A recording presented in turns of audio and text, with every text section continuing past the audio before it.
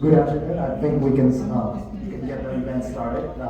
There will be some people who will come a bit late, but I think we can start the event.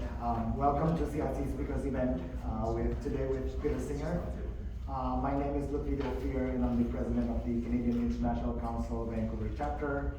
And let me just start this event by acknowledging that we are meeting on the unceded and traditional territories of the Coast Salish peoples that include the Musqueam Nation, the Squamish Nation, and the Tsleil-Waututh Nation. As always, CIC Vancouver is grateful to be able to host our events and plan our events in these traditional and unceded territories. I noticed that some of you are not members of, come on in, some of you are not members of CIC, so let me just explain briefly of what the Canadian International Council is, please. So the Canadian International Council Vancouver was part of the 19th chapters of the Canadian International Council across Canada, and our mission is to basically provide a platform so Canadians can have a meaningful discussion on international affairs and foreign policy issues. And we do this by hosting events like this. We are not actually a new organization. We were set up in 1928, actually, so we've been around for quite some time. And we also run various programs, such as our mentorship program and other programs that might interest you. So if you want to know more about what we do and how to become members, probably, I will be more than happy to speak with you after this event. But the title of today's event is Results-Based Multilateralism, Getting Shit Done on Sustainable Development Goals. And for some of you who are not familiar with the Sustainable Development Goals, or SDG, the SDGs are basically 17 goals set up by the United Nations to basically guide countries worldwide on how to achieve sustainable and prosperous future. Now, it was set up in 2015 after the precursor Millennium Development Goals expired. And the SDGs itself are set to expire in 2030. So we only have 6 years to essentially achieve the targets that the United Nations set up. But recently we found out that only 15% of the targets in the SDGs are on track. So I think it's clear there's a need for a different approach of achieving the SDGs. So this event, in this event, we will explore what those approaches are, and we have Peter Singer, or Dr. Peter Singer, who will help us understand and explore some of these different approaches. So Peter Singer is the former special advisor for the World Health Organization, and he is also the former special advisor for the Director General of the World Health Organization, and he is also the former assistant director of the WHO. And in 2011, by way of his work in bioethics and his work in developing countries, he was made the Officer of the Order of Canada. So he's the second speaker of CIC that is Officer of the Order of Canada, and we're really happy to have you here, Peter.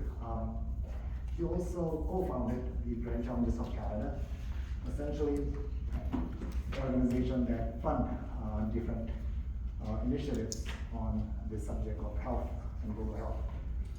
So right now, Peter is the adjunct professor of medicine at the University of Toronto, and we're so happy to have you here. Thank you for speaking to us. And with that, ladies and gentlemen, with no further ado, please welcome Peter Singer.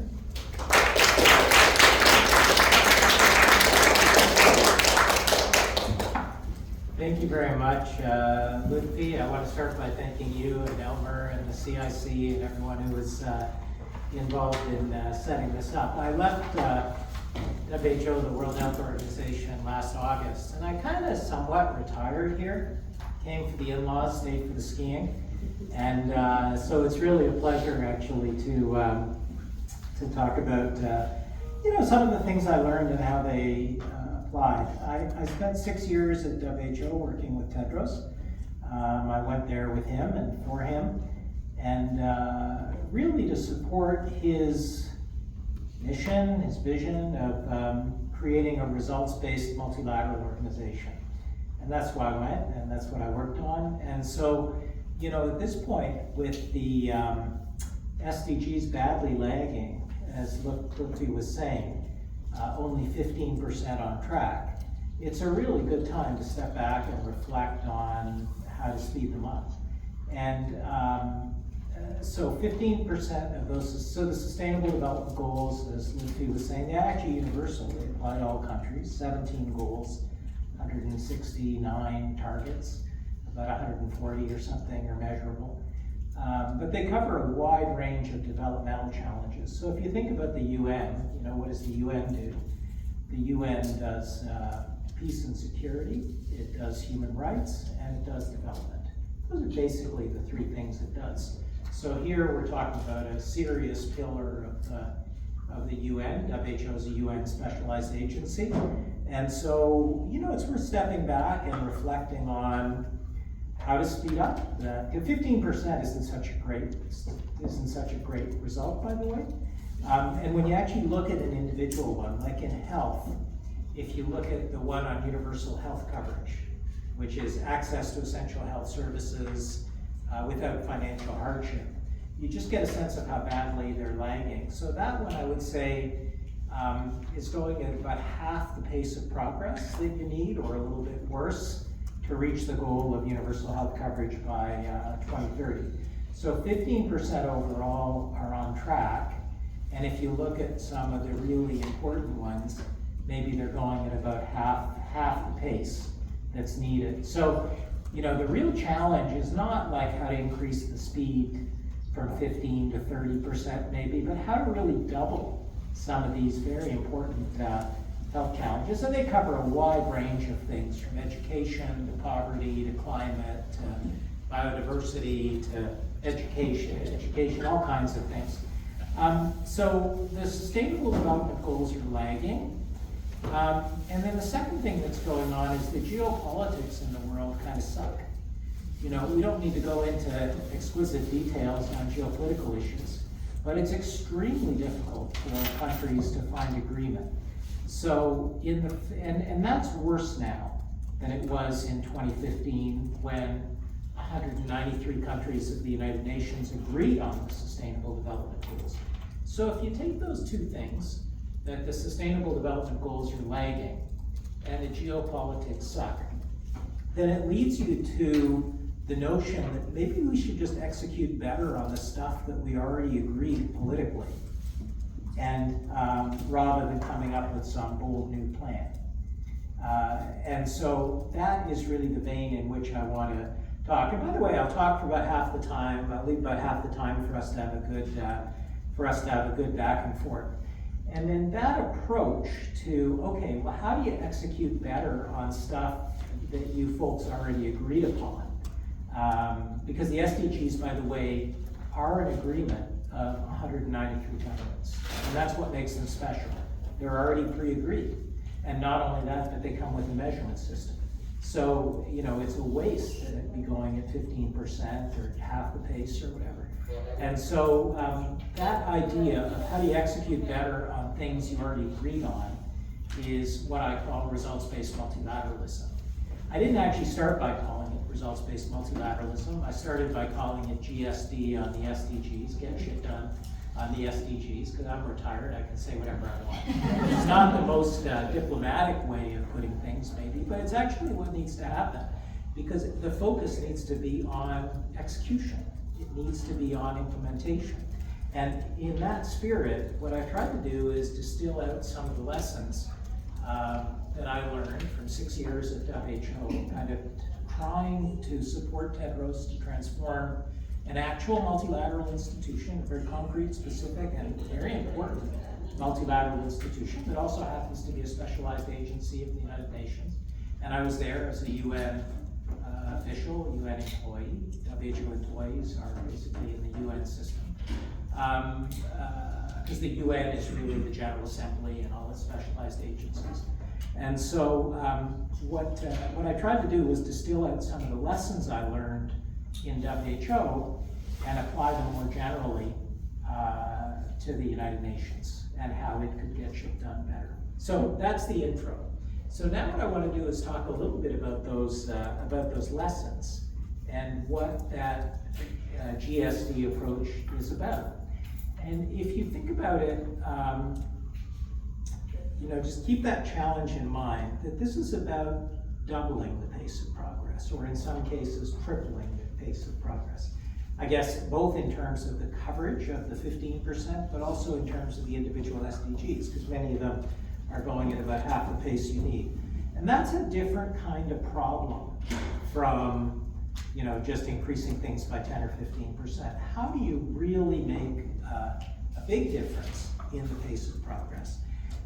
So there, I really distilled out 3 ideas in the GSD approach. The first one is, I'll just list them and then I'll go back and give you some examples of each. The first one is leadership and governance. The second one is data and delivery. And the third is innovation and digital. Those are the things that are not business as usual.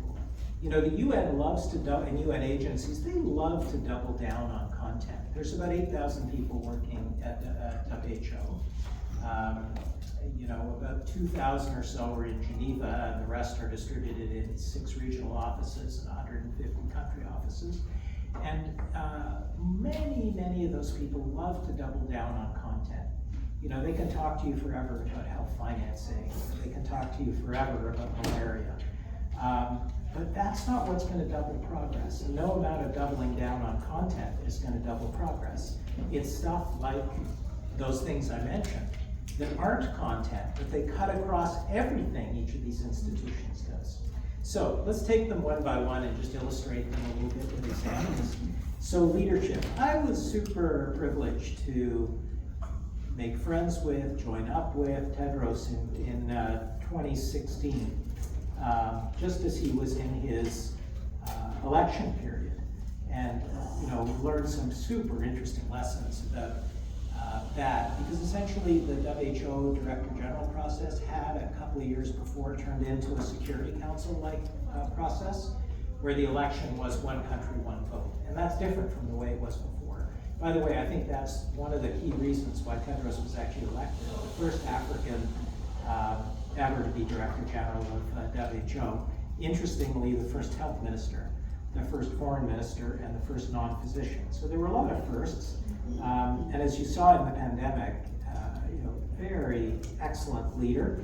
And so, when a leader like that puts results in the front window and says, I want to transform this organization for results, that makes a big difference.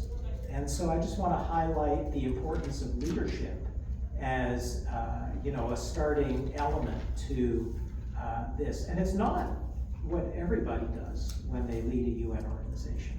You can go there, in some sense, when we got there, it was, WHO was post-2015 Ebola in West Africa. It was really, I think, diplomatically low, diplomatically in trouble. He's a brilliant diplomat, so for sure he elevated the role of WHO diplomatically even before the pandemic.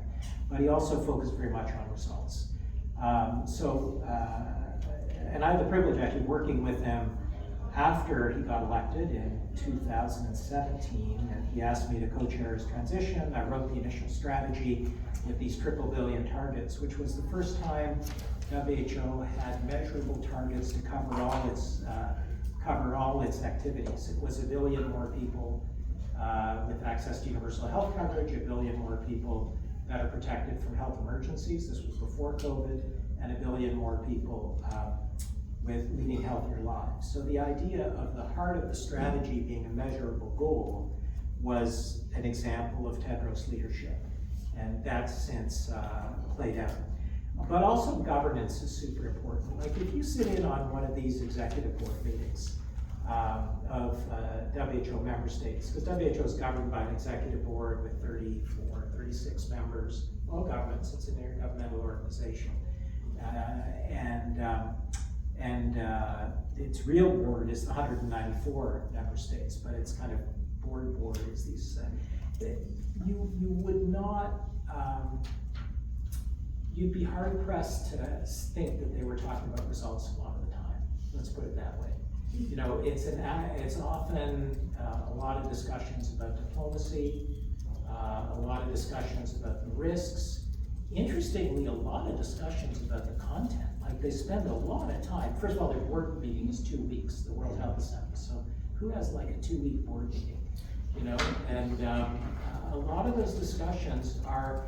It was really surprising to me because I was not a UN insider when I went there in 2017, but I did have some governance experience, and it was super interesting to me how these folks, these diplomats, they were all talking about like details of technical guidelines. And so you have 60 or 70 items of the World Health Assembly. About 2/3 of them were technical guidelines, 1/3 were budgetary, financial, and other important issues like sexual exploitation and abuse and prevention of that. And it was super weird, I thought. You had these diplomats kind of debating the technical content of guidelines. And so, wow. And so I think there's a way to focus that thing on results, those board meetings more. Like, how are you doing on those triple billion targets? What is your organization doing to contribute to countries actually achieving those targets? Because those agreements, those triple billion targets that are based on the SDGs are the responsibility of countries, right? It's countries who agree, results you get in countries. And the role of multilateral agencies is to support countries. And so we spent a lot of time working out different ways that governing bodies could actually focus on results. I wouldn't say that's there yet. Another piece of that puzzle is how the multilaterals work together. So, you know, the multilateral agencies, including the funding agencies like Gavi and Global Fund, spend a lot of time rating countries. But my friend Toure Goodall had this great idea. He said, well, why don't we get the countries to rate the multilateral agencies? So we actually piloted a system where we got the most senior public official in health in countries, and we piloted, I think, on 70 or 80 countries, to actually rate the agencies on how well they're working together, how well. And so we've got this heat map that you could take to a governing body and say, like, here's how well your agency is working with other agencies. And all kinds of process and outcome-oriented things on results that you could do in governance that I would say have been developed, piloted, but certainly not yet implemented in terms of the governance of, and I'll come back to that in a second, about a pathway for implementation. So just a couple of concrete examples on leadership and governance. Next area is data and delivery. So on data, I was super surprised when I went there because with these SDGs and these SDG indicators, each of these UN agencies are custodians of SDGs, right? So WHO is the custodian for all the indicators under SDG 3 health, and then some others. UNICEF is the custodian for some, et cetera, et cetera. And but then when we started to look at it, it turned out that many people, you know, each of these technical departments, there's about 60 technical departments at WHO, they all have their data on like their laptops, on their like particular thing. So, you know, the women and children people would have the maternal mortality and child mortality. And so one of the really important things that have happened that's not very obvious is something called the World Health Data Hub, where all that data has basically been pulled together and made publicly available. And that's a real event. So data is a real way to speed things up, but it's not just the indicator part, which is where we started. What I learned is that indicators are important, but also important is the data system to produce that data, because it's very hard. A lot of that data is estimates. There's not good country data, but even more important than that is the use of the data, and that brings us to delivery.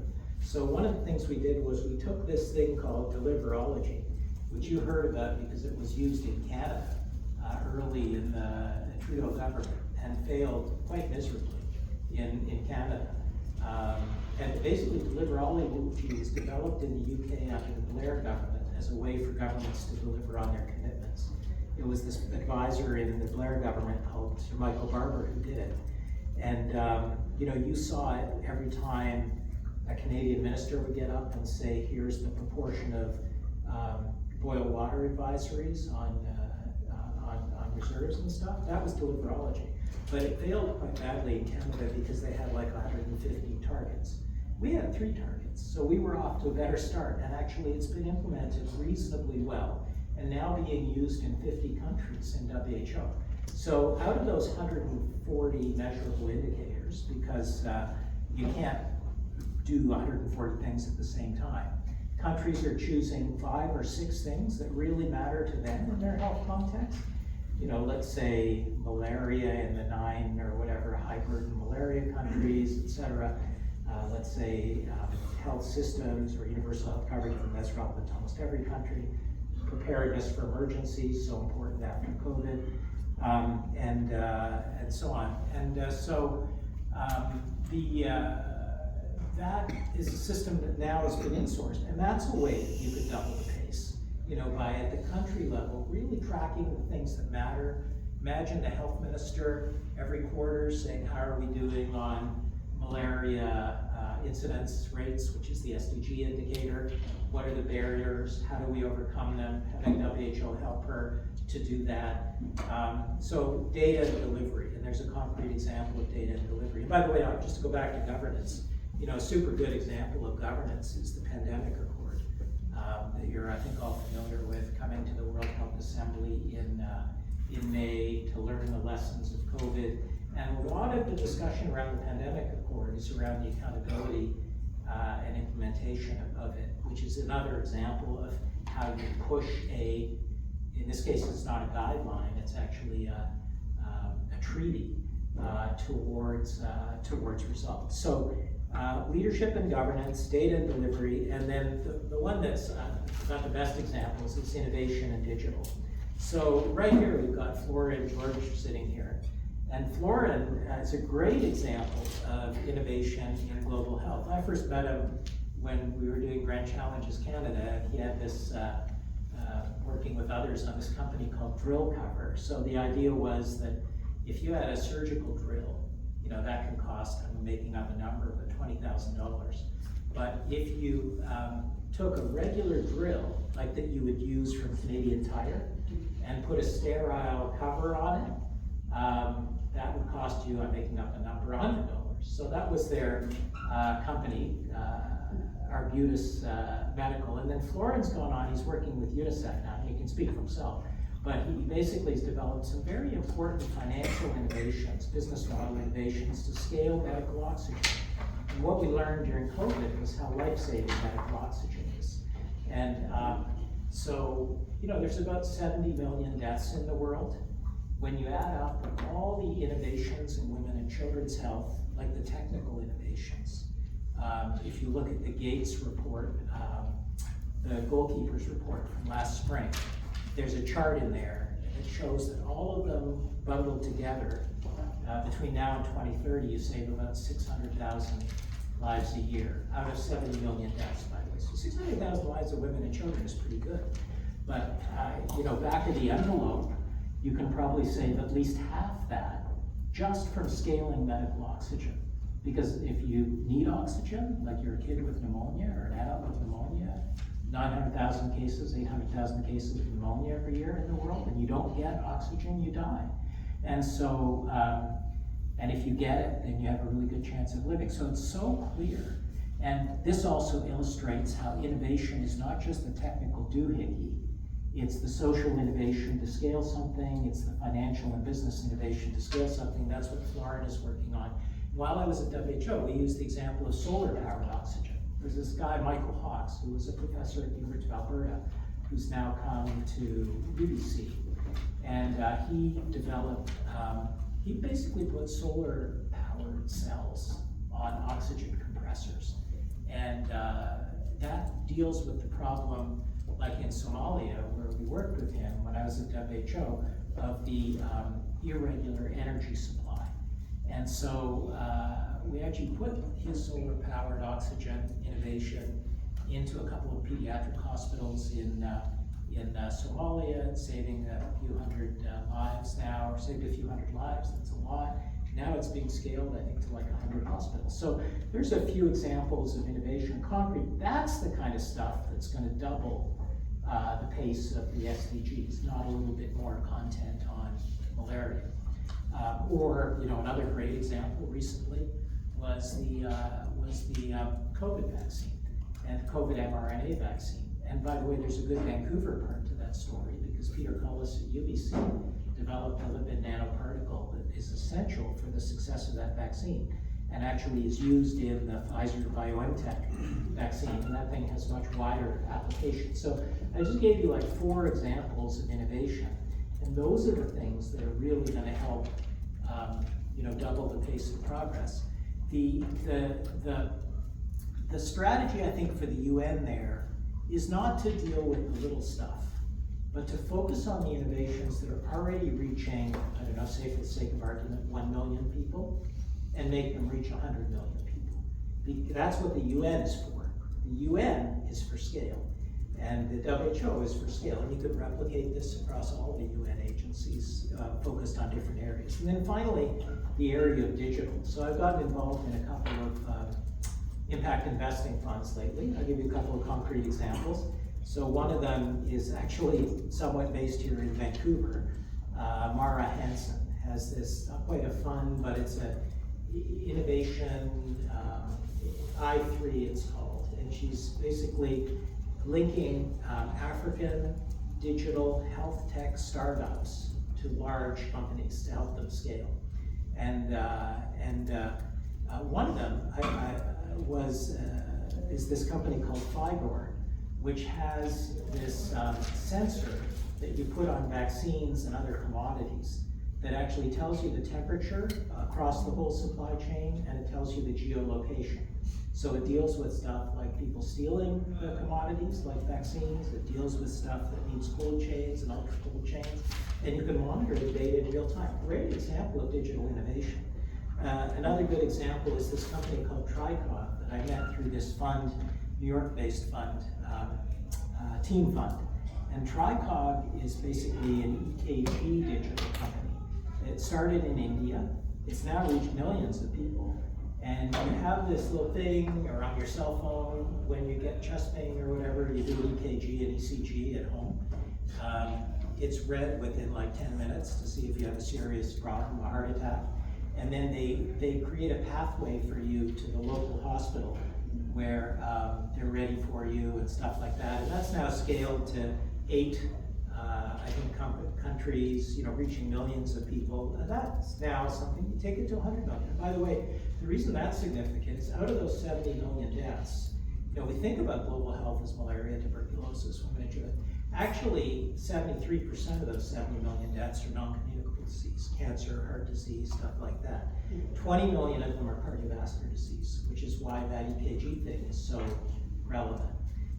So anyway, there's some examples of innovations. So I talked about the intro. In the intro, I talked about the SDGs are lagging, the geopolitics suck. So why don't we just execute better on the stuff we've already agreed? And let's just, for the sake of argument, call that results-based multilateralism, or among us, get shit done. What is that? It's leadership and governance, data and delivery, innovation and digital. I gave you concrete examples of each of those. That's the kind of stuff that's going to double the pace of progress, practically speaking. And then the question is, well, what's the opportunity?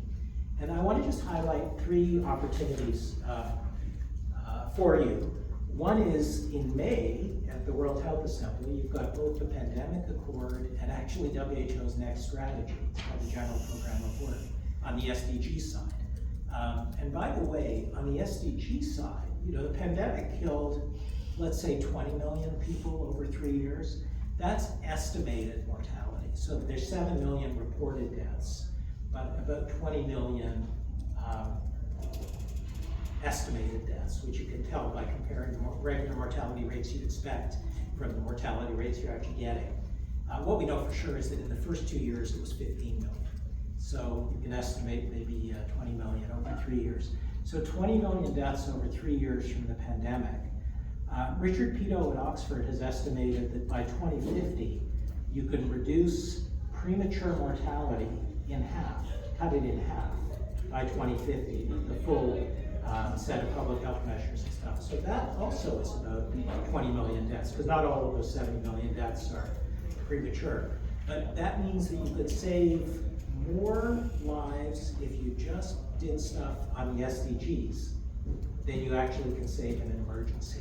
But everyone focuses on emergencies because they're so, they don't let a crisis go to waste.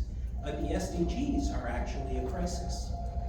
That 15% thing, that's not just some statistic. That's like 20 million women, children, other people who don't need to die every year who are dying. So one opportunity is the World Health Assembly, where you've got both the pandemic accord and this SDG-based strategy. Another opportunity on the UN is something called the Summit of the Future. So they're coming together at the General Assembly in September. And the Summit of the Future is producing the Pact of the Future that's supposed to lay the path on the SDGs. It's building on the SDG Summit and how to rescue the SDGs. But at the moment, a lot of it is all stuff like AI governance. Okay, fine. Youth engagement, good. Governance reforms, like reform the Security Council, well, good luck with that. And stuff like that. But it's not really this kind of notion that you get entrepreneurially. But just take the stuff you've already agreed on and execute the heck out of it, get shit done, and speed things up and save a bunch of lives. And it seems like such a simple notion. So I've been working away just for fun, almost like a Don Quixote type task, to try and push that idea in the context of the Summit of the Future. But that's clearly a window of policy opportunity. And then the third one, I think, is for Canadian foreign policy. Laura here, for example, is working on feminist approaches to foreign policy in Canada and in Germany. And when you look carefully at Canada's foreign policy, or any countries for that matter, but let's just say Canada's, there isn't always a tight connection between what a country says it will do and what it actually does. And so, I think a fantastic opportunity for Canadian foreign policy, and especially development policy. Remember, foreign policy is development, defense, and diplomacy. But in the context of Canadian foreign policy, I think a fantastic opportunity would be just focus on results-based multilateralism. We see our history as being a middle power that supported multilateralism. I mean, that's Lester Pearson, the whole thing. But instead of just talking about Lester Pearson, how great that time was, and blue helmets, and peacekeeping, why don't we actually focus on results and demanding more results from the multilateral system and from the UN? And that's something that Canada can do. So anyway, three opportunities, a little bit at WHO, a little bit at the UN in New York, a little bit for Canada. I want to end, though, in the following vein. The SDGs are only as good as the people who are solving them. And lots of examples in this room of people who are solving for those problems. And by the way, this is not just the public sector, not just a governmental exercise. I mean, it's governments that agreed, but without the deep engagement of the private sector, it ain't gonna get done. And so this really is for everybody, or could be for everybody. And the SDGs are only as good as the people solving them. And so think about your own approach and think about what you're actually doing. And here I come to 3 bits of advice I have for young and not so young people, career advice really, about how to think about your career. And this, let's just put the marquee on this. The best advice I got was from a guy called John Evans, who was a great Canadian, founder of McMaster University, McMaster Medical School. He was the chairman of the Rockefeller Foundation, worked at the World Bank. Anyway, he said to me in 2006, he said, it doesn't really matter what it says on the outside of your tombstone when it all is said and done. What matters is what it says on the inside of your tombstone. By which he meant, not your title that matters. It's actually what you've accomplished, what problems you've solved. So my first bit of advice for people is find a problem and solve it. And that's actually how I got involved initially when I was doing bioethics in 1984. I was intern at one of the hospitals in Toronto. I was caring for this woman in her 30s who had widespread cervical cancer. And she was going to die.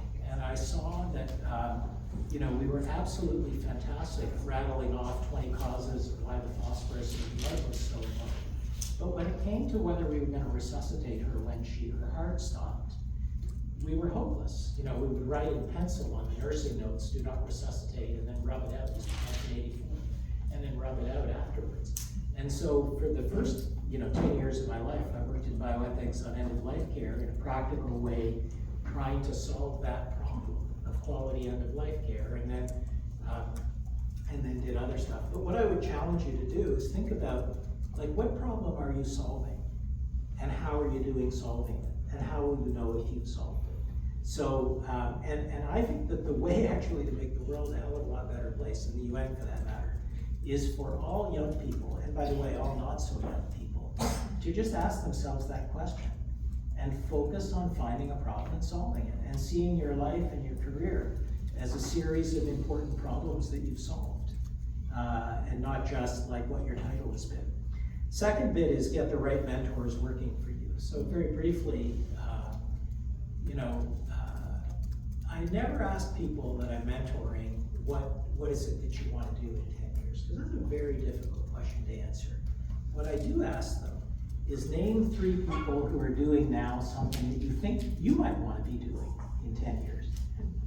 Normally people can rattle off 1 or 2 of those. Sometimes they can, sometimes they can't. I can usually help them identify some when it's an issue of global health. And then I say, well, have you reached out to those people? And usually the answer is no, and people are reluctant to reach out. Just reach out to them, and sometimes they won't respond, but sometimes they will, and then talk to them. Everyone loves giving free advice, everyone loves it, so just give it a try, and then turn them into mentors, and make that a regular thing. So that's the second bit of advice, and that's how to get the right mentors working for you. And one of the mistakes I probably made is I had some terrific mentors, but they were all white men. And I came to realize that was something related to my own personal history and my dad and stuff like that. And so I think there's also a very strong equity focus to mentorship. And the bad way of thinking about this is the old boys club. And that's actually what happens a lot with mentorship. But that kind of approach to mentorship that I'm describing can actually be the strongest pro-equity force by reaching out, and especially for people who may not have access to those networks, to reach out and establish them, because it's actually not that hard to do. And people are reluctant to do it. They don't have the confidence to do it. They don't want to do it. They want to do it, but they don't have the confidence necessarily to take the first step. The third bit of advice is hop aboard a rocket ship. So for me, the rocket ship was the Gates Grand Challenges in Global Health. I was minding my own business in 2002, late 2002, and we'd done some policy research on kind of top 10 biotechnologies in global health. We published some papers, and I got a phone call from Rick Klausner at the Gates Foundation, who was leading global health at the time, who said, Peter, Bill Gates wants to put, I think at the time it was $500 million, ultimately it was $2 billion, into grand challenges in global health, where we see that it's related to your top 10 thing. Can you come and help us? And then I found myself in early 2003 in this small unmarked office in DC with the head of the NIH, with Harold Varmus, with the president of the Gates Foundation, kind of working out how the grand challenges would be identified and help them to develop those Gates grand challenges in global health, and then later turned that idea to that, and that's another longer story about how ideas get into governments. I published an op-ed in 2015 saying Canada should have a grand challenges program, and then 2005. And then in 2008, the day of the federal budget, I got a phone call from a mid-level official in the Department of Finance saying, I think you should listen to the budget today. And out came what was the precursor of Grand Challenges Canada. No lobbying, no nothing, just an idea and an op-ed. So to me, that was the rocket ship, the Grand Challenges idea. So I tell people, look around, what are the rocket ships that are taking off, and hop on board. So anyway, that's my advice for what it's worth for young people and not so young people. Find a problem and solve it, get the right mentors working for you, hop aboard a rocket ship. So just to wrap that up, I really said 4 things. First, I said, SDGs are really super important. you're talking about a lot of deaths that could be averted. And in a place where the geopolitics suck, just execute better on the stuff you've already agreed, because you'll never reach an agreement like the SDGs again in a multilateral forum, I don't think, at this time. And so just execute on that. And let's then call that something. Let's call it results-based multilateralism, or GSD on the SDGs. So then what is that? Then I distilled from the WHO experience, maybe it's different, but basically 3 ways to get shit done. Leadership and governance, data and delivery, and innovation and digital. And to be fair, the UN has this thing called UN 2.0 that's not too far off that stuff, but it just doesn't seem to have the traction that it should. And I gave examples of each. Then I said, well, here's a few examples of opportunities where this idea could really be promoted. And I think the most pregnant ones there are the Summit of the Future and the Canadian foreign policy. So that would be a great Canadian foreign policy on innovation, which, by the way, is all about self-reliance. About 70% of the funding from Grant Challenges Canada, 70% of the grants goes to innovators in low and middle income countries themselves. So that's an issue actually in self-reliance, which is very much part of the agenda these days, and rightfully so. And then fourthly, I talked about, okay, but this isn't really about these kind of ideas and just pushing something at the summit of the future. It's actually about people like you.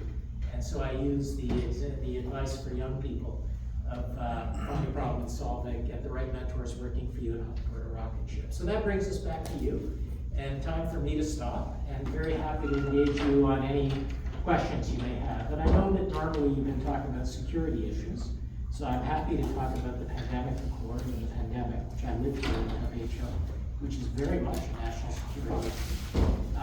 But I could also talk about anything I mentioned or anything else in global health, multilateralism, or development. So over to you. Thank you very much, and look forward to your questions and comments.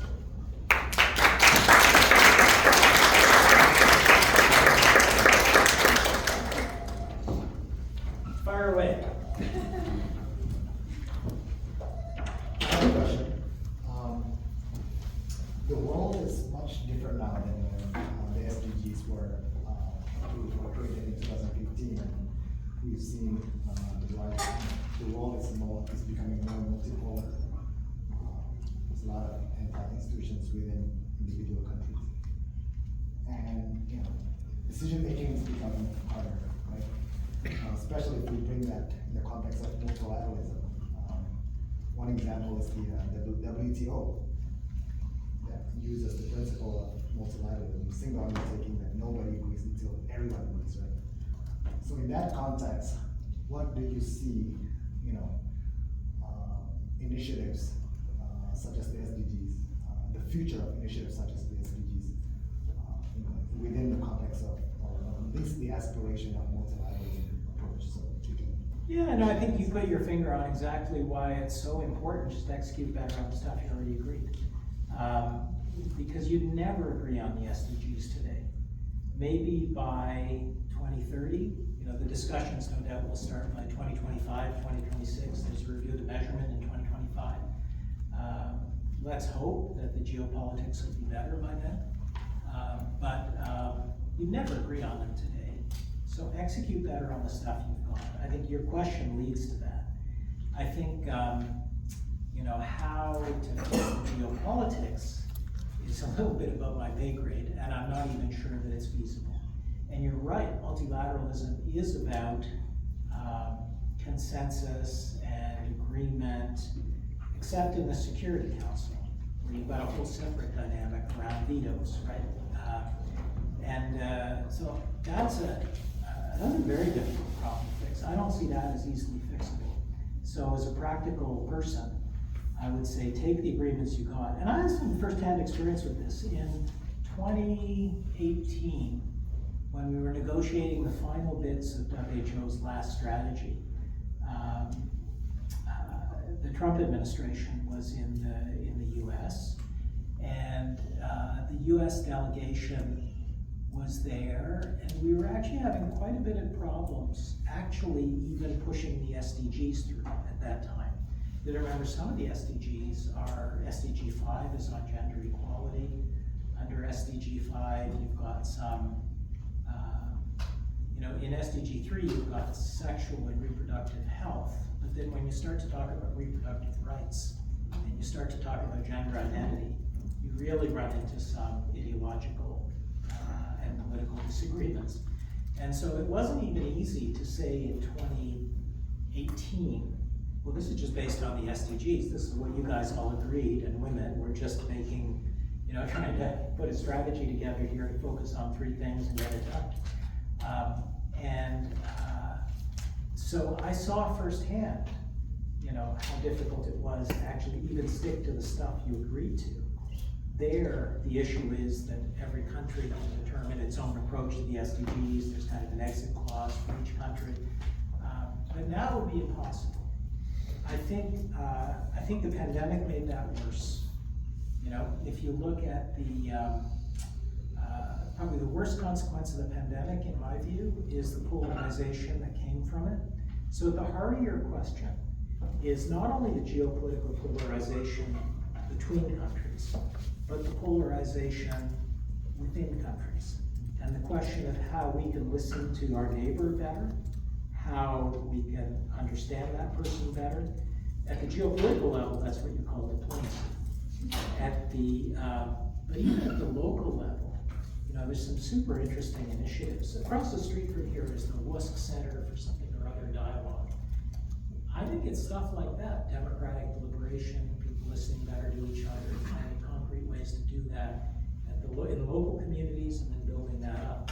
That is the way to actually make progress on that. Misinformation plays into that a lot. So I don't have an easy solution to distrust geopolitically, locally, but I do know that in the face of that distrust, at least for the period we have, you can save a lot of lives by implementing better what you agreed. And then we'll see what 2017, 2018, 2019 brings. There's a couple of elections between now and then, even this year, that might have a very significant influence on your question, especially one of them. And so, let's see what that election brings, and let's see what happens. Yes, and so I work at UBC in Global Health, and yeah, I recognize you. We got before. that's right. So how do you ensure that equity is taken on board as you scale up these SDGs? Because I've seen that some of the innovations which have got solutions, they tend to actually create imbalance. And a good example is the COVID vaccine, whereby in some areas where it was needed, less than 2% got the vaccine. Yeah. Yet this was a very good innovation. Yeah. So how do you ensure that equity is taken on board? Yeah, it's an excellent question. I mean, of course, at the theoretical level, you have equity baked into the SDGs under the mantra of leave no one behind. But it's a big distance from some theoretical construct to that. And let's take the COVID vaccine example. So, COVID vaccine, I like to say, was a triumph of science and a failure of humanity. It was amazing, that mRNA thing. Within 1 year, within 1 year of the public health emergency of international concern, which by the way is the real date that the pandemic started. It was January 30th, 2000, not March 2000. People who argue for March 2000 and the declaration of the pandemics aren't declared. There's nothing under international law where you declare a pandemic. Tedros characterized it as a pandemic in March, but he declared a public health emergency of international concern on January 30th. In that 1 year, 2020, by the end of 2020, certainly by January 1st, 2021, WHO pre-qualification had already approved the Pfizer-BioNTech vaccine. So it's like an amazing story of science, and then it really worked, it saved so many lives. But I say it was a failure of humanity, because for the next year after that, or even 2 years, you saw a point where there were like 60 to 70% vaccination rates in rich countries, and like 0, 5, 10% vaccination rates in poor countries. A ton of people died in India when there was a surge in India. and nobody got oxygen. I mean, it was dreadful. So the first thing is just to acknowledge your point and to agree with it. So then what do you do with it? Well, WHO developed with Gavi and other groups this thing called COVAX. COVAX, I think, I have a kind of bittersweet feeling about. On the plus side, this was the distribution mechanism of vaccines.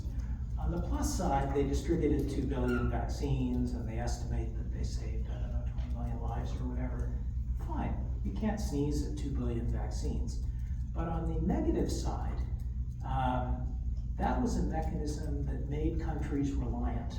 It was a donation mechanism. It wasn't a self-reliant. There were a lot of African countries that actually wanted to buy vaccines. And people said, the drug companies said, no, you can't buy them. We have to donate them. So I mean, this kind of charitable mindset. Whereas, you see what I'm saying? So the ultimate answer, I think, is self-reliant. So if you take the vaccine example and follow it to its logical conclusion, I think the only way there will be equity in a future pandemic is through local manufacturing.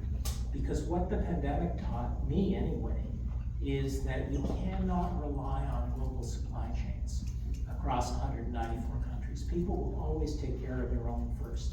It's a natural inclination. That's what governments are elected to do. The whole system was shown to be made to do that. So you have to be self-reliant. Only a very small percentage of the vaccines used in Africa are actually made on the African continent. And so self-reliance is the answer. And we have, and that's why I think WHO started the mRNA vaccine technology transfer hub in South Africa, where it's transferring technology on mRNA vaccine to 12 spokes, setting up manufacturing, et cetera. Not in every country, maybe Tuvalu doesn't need a vaccine production, but the small island developing states together or on a regional basis. So basically follow the regional political groupings, because you've got trust within those groupings and you've got relationships within those groupings. So at least at the regional level, I think domestic vaccine production is super important. I'm still just following the concrete vaccine example, but the principle underlying that is self-reliance. The principle underlying that is self-reliance. So I think that the idea of, charity is wonderful and it's extremely needed, especially in humanitarian and conflict situations. But until countries are truly self-reliant, or at least at the regional level, the same thing's gonna happen again. And so that plays it out on vaccines. Maybe it's a different scenario on a different example, but you use that example. But the principle underlying it is self-reliance. There's a really great person, Ade Soji, who used to work at the World Bank, now he's at Hopkins. He basically argues that things like Gavi and the Global Fund should be sunsetted by 2030 because they're making countries reliant on Western largesse. Now, I have a slightly more modified view, but there's something to be said for that. There's something to be said for democratic, or let's just say even more generally, political accountability by domestic governments for the health of their own peoples. Again, easier said than done, but that's why I think local vaccine manufacturing is way more important in terms of a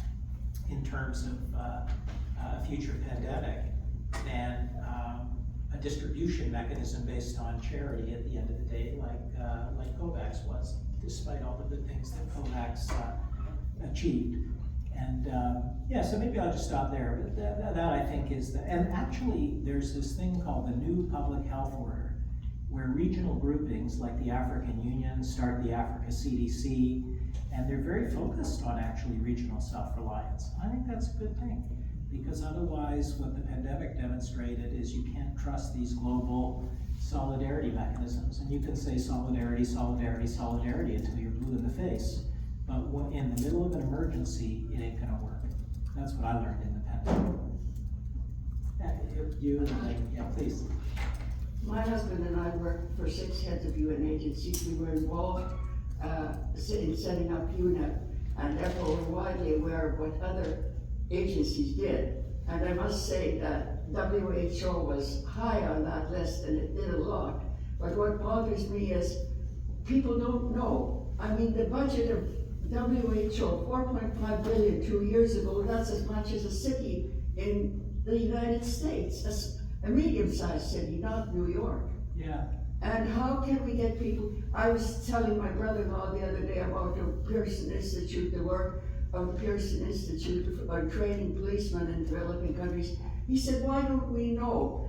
Well, I did my doctorate at Oxford on what FAO has accomplished. But, I mean, the young people here, they want to talk, they need to go out and look what UN agencies did and make it popular. Yeah. So that people know. It's a super good question. I mean, just on the factoid, you're absolutely right. Like the budget of WHO, about $4 billion a year. It's very hard to know what the budget is because of the way it's calculated. The base budget is 2 point something. The total budget with emergencies. And Part of stuff it is like- tied in and part of it is not. Yeah, exactly. $4 billion, 20% on assessed contributions, so 80% it's a whole complex. But the main point you're making is that $4 billion US is comparable to the budget of a large academic teaching hospital in Vancouver and Toronto. That's extremely well taken. That wasn't your main point though. Your main point was about engagement in multilateral institutions, engagement of young people, engagement of citizens in Canada, et cetera. And you know, I fully agree with that. And how do you do it? I think through concrete examples of success. So, you know, it's results that breed trust, that breed engagement. Concrete example, like look at this guy. This guy is bringing oxygen to 8 million people or something like that, you know, saving a ton of lives. He lives in Vancouver. Like people should celebrate people like this guy, Florent. Or, you know, you use the example of UNEP. Elizabeth Dowdeswell, she might have been there at the time. Canadian, she was the Lieutenant Governor of Ontario. She was the Executive Director of UNEP for a while. We don't celebrate that. And I think the water is a little bit muddied by the geopolitics. If you look at some of the recent events, you know, it's hard to really, what's the nicest way to put this? Let's just say the UN is actually a dividing force in some ways on certain issues within Canada, so you have to figure out how to deal with that. But your main point about celebrating the accomplishments, celebrating the history, and celebrating the results, I think is really super well taken. And I think the way to build trust is through actual results, which is another problem, by the way, of UN agencies. UN agencies are like 90% planning, 10% implementation and results. But most organizations are 90% implementation and results and 10% planning, which is part of the GSD approach. It's just shifting that balance. I helped to get money in India for, and they were self-sufficient in 1980 for the first time in food production. And they've been self-sufficient ever since. Yeah.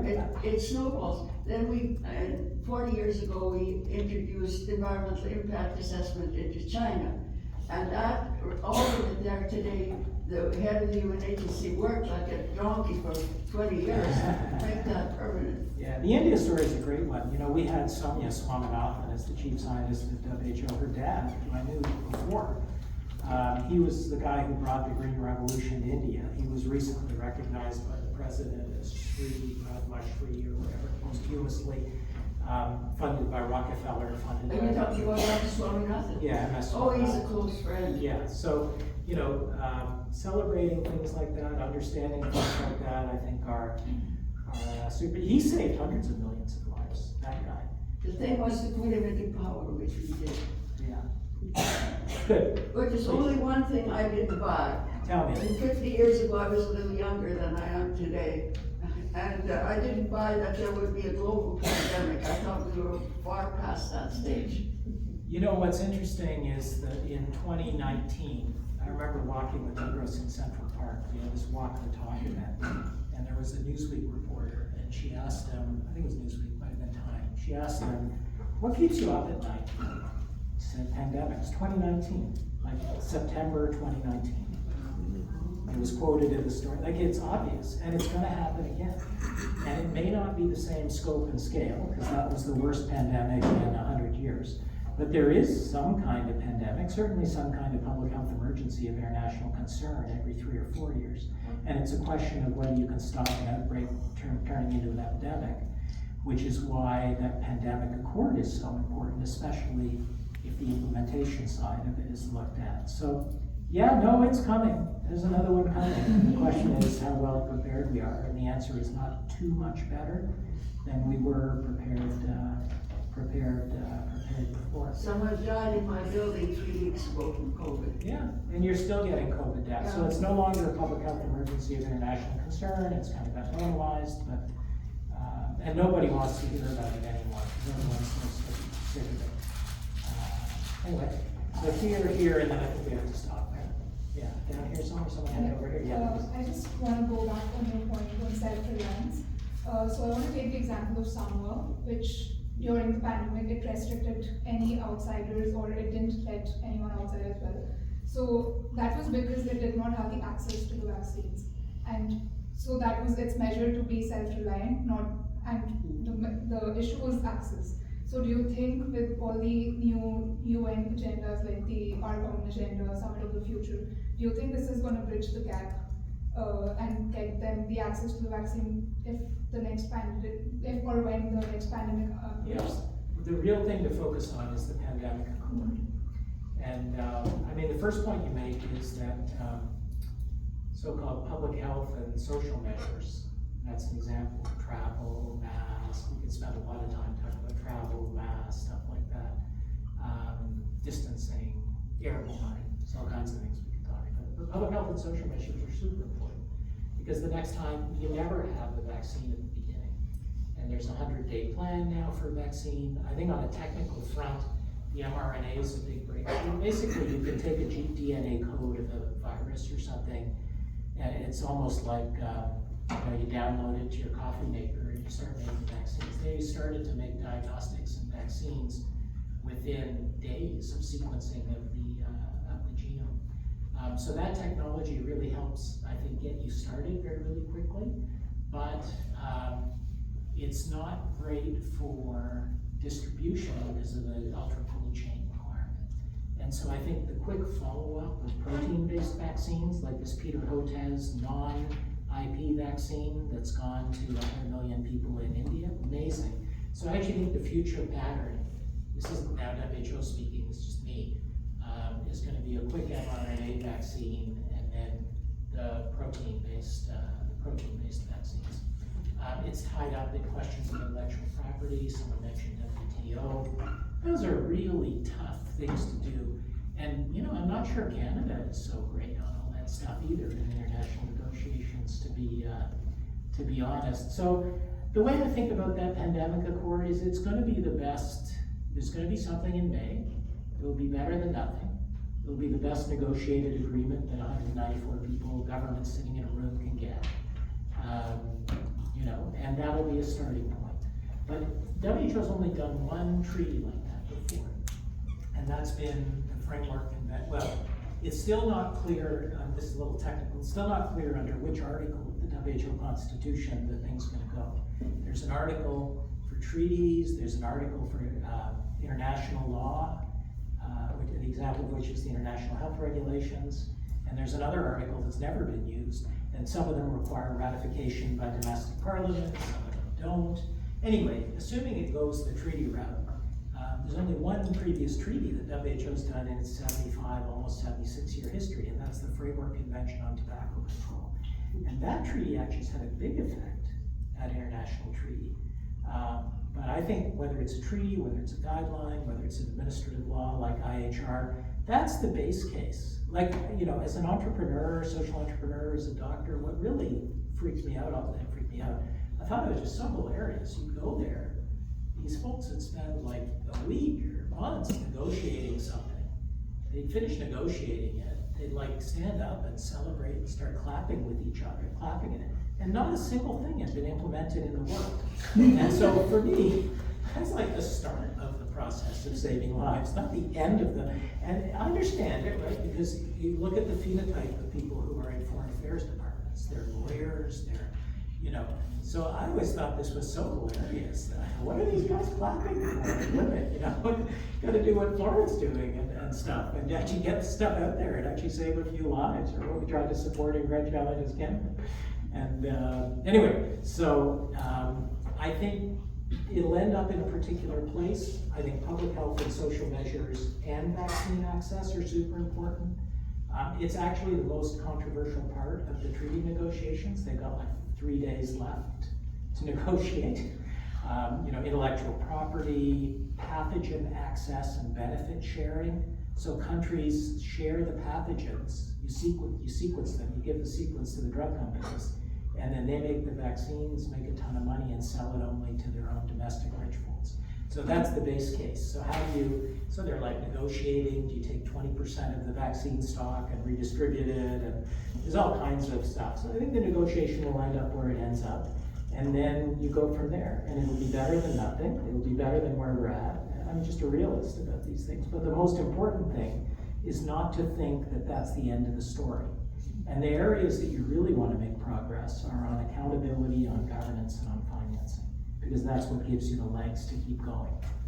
I think that's the last part. Thanks. I have 3 quick questions. Yeah. So the first one is AI. What's your opinion on AI implementation in WHO? The second one is the SDGs are supposed to expire in 2030, or that's the deadline for the goals to be met. Do you see an extension?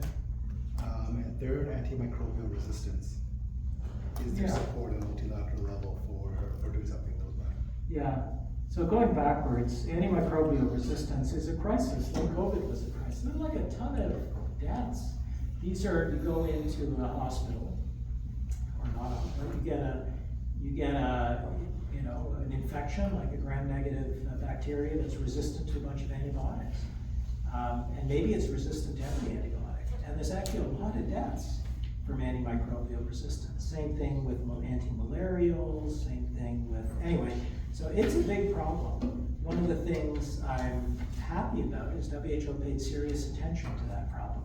Actually, a little company in Victoria called First Line or something that does guidelines for hospitals based on WHO's guidelines on antimicrobial resistance. An interesting element. So yeah, it's a thing.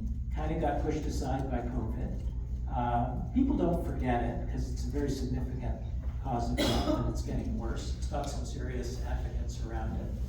And it's a thing that we're going to have to continue to deal with. The SDGs expiring in 2030. That means the dog and pony show on the SDGs will start up around 2025. I don't think they'll be extended. I hope there will be a opportunity to have something after the SDGs, like the SDGs, as Lutfi was saying, follow the Millennium Development Goals. And there's some interesting differences between those two things. I hope that we take the lessons of implementation. I mean, let me put it this way. If all it's going to be is a bunch of clapping around, we got a bunch of SDGs, we agreed, young people, blah, blah, blah, and do nothing about it and have no execution and implementation, why bother? If you're only going to achieve 17% of them, or 15% of them, why bother setting them in the first place? Either you set them and take them seriously. Basically, I hope, and there's some lessons now, so just to take one example, when we got to WHO, we were faced with the situation where out of those 140 or 170, 140 with data, 170 to 69 or something overall targets, about 50 of them are health related, about 2/3 within SDG 3, which is the health SDG, 1/3 outside. Those are the social determinants of health. And we quickly came to the conclusion that you can't execute a strategy around 50 things. That's why we did the triple billion targets. We basically took those 50 things and turned them into 3 things by creating indices. And we said, here's the 3 key concepts, and here's the indices. We're going to track the indices, and then we can drill down, and then we can actually execute. I hope some of that logic penetrates into the SDG process generally. But then the problem, of course, becomes that the SDGs are the responsibility of countries. And so, countries can act, that's the new public health order, but what's the role of multilaterals? They're there to support countries, but how do you measure and manage the contribution of multilaterals? That's the delivery for impact story. There's a ton of resistance in UN agencies and multilaterals around doing something new like that. I always thought about a multilateral agency as an immune system. you can bring a new idea or results-focused idea, but it ultimately tries to reject the foreign invader over time. And it's also, anyway, so take the lessons. I think there'll be something else, who knows what. I think the lessons hopefully will be learned mostly around implementation. And then your first question was around AI. So, AI is super important. I have AI rewriting my LinkedIn bio. AI is here. The problem with AI is that it turns into like this thing, and all of a sudden everything's AI and nothing's AI, and it kind of turns into bullshit.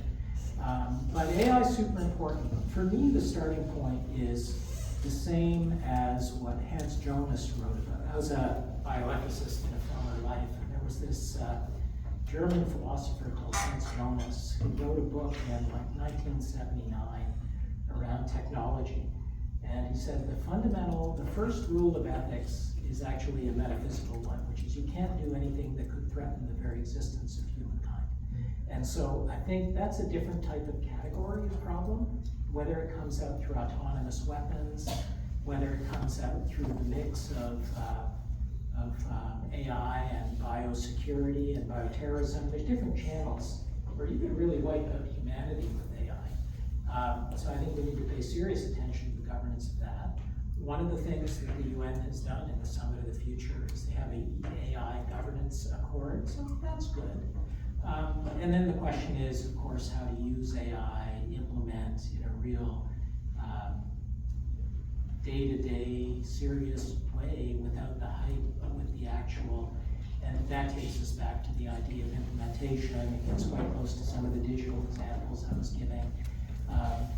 There's some really good examples. There's cervical cancer screening, where one of the innovations we funded on Brain Challenges Canada and Israeli Innovation was you take your cell phone, rather than doing that kind of biopsy and pap smear, you take your cell phone, you take a picture of the cervix, and you send it up into the cloud, and the program has learned from thousands or millions of other pictures, and you can spot abnormality. That's AI. So there's some really practical uses of AI, but I think AI is, so first of all, protecting from harm on the governance front, and secondly, on the upside, focusing on the actual practical examples, concretely, and how to implement them, and not the hype. So, thank you very much. It's been fun. Wonderful to retire here. And thank you very much.